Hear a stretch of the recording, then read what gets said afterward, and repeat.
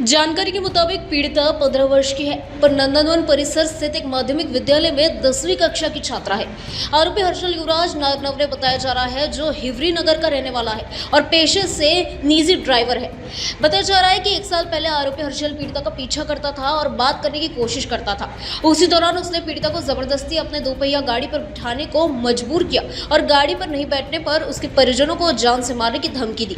आरोपी उसे वाठोड़ा परिसर स्थित अपने किसी दोस्त के लॉज लेकर गया, जहां उसने उसके साथ जबरदस्ती शारीरिक संबंध स्थापित किए। ये सिलसिला पिछले 1 साल से चल रहा था। हाल ही में जब पीड़िता के पेट में दर्द हुआ तो उसके परिजन उसे मेडिकल हॉस्पिटल ले गए, जहां डॉक्टरों ने जांच के बाद बताया कि वो 8 महीने की गर्भवती है। इसके बाद पीड़िता के परिजन थाने पहुंचे और मामला दर्ज करवाया। हालांकि पुलिस ने मामले की गंभीरता को देखते हुए दुष्कर्म और पॉक्सो के संबंध धाराओं के तहत मामला दर्ज कर आरोपी को गिरफ्तार कर लिया है और आगे की जांच की जा रही है।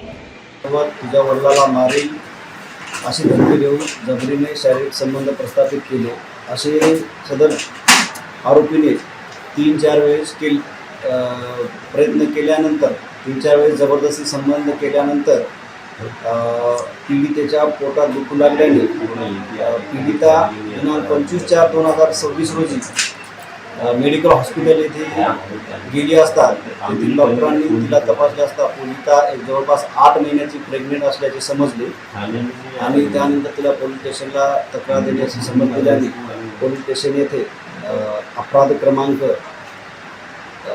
183/2026 कलम 65 153-2 पॉक्सो कलम 468 प्रमाणे गुन्हा पोलीस स्टेशन नंदनवन येथे सुरू आहे। माननीय झोनपोर साहेब तसेच ACP सक्करदरा साहेब आणि PI श्री वरिष्ठ पोलीस निरीक्षक देशमाने साहेब यांच्या मार्गदर्शनाखाली सदर गुन्ह्याचा तपास महिला पोलीस उपनिरीक्षक रुपाली सत्कार मॅडम करत आहेत।